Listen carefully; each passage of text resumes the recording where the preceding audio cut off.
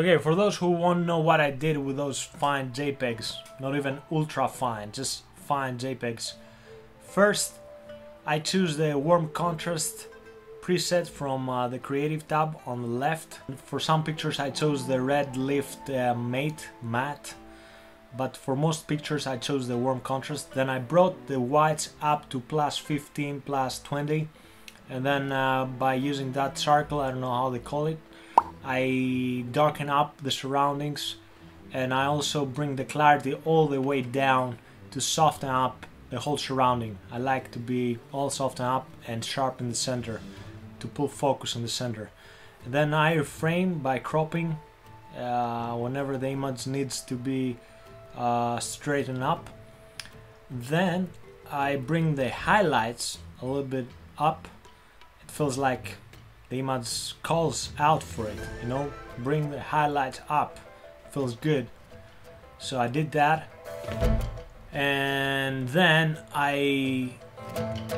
you can sharpen up if you want the image a little bit. I know many photographers like to sharpen up.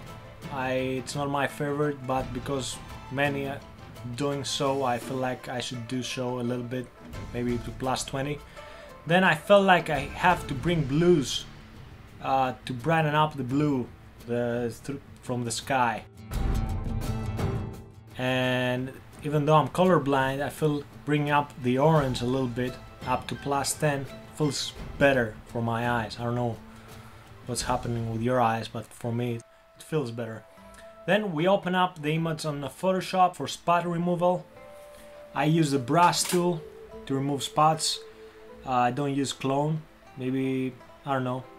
It's the way you learn. I learned to remove spots with a brush, and I feel good doing it with a brush. I soften up the highlights on the face and the shadows.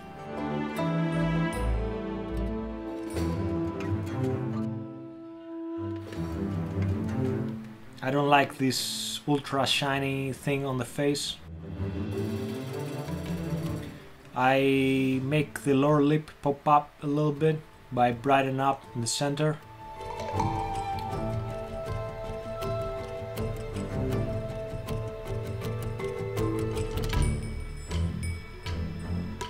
Again, the shadows, I soften up the shadows whenever it needs to.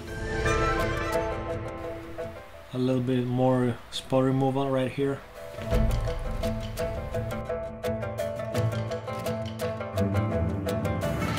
And then the eyebrow.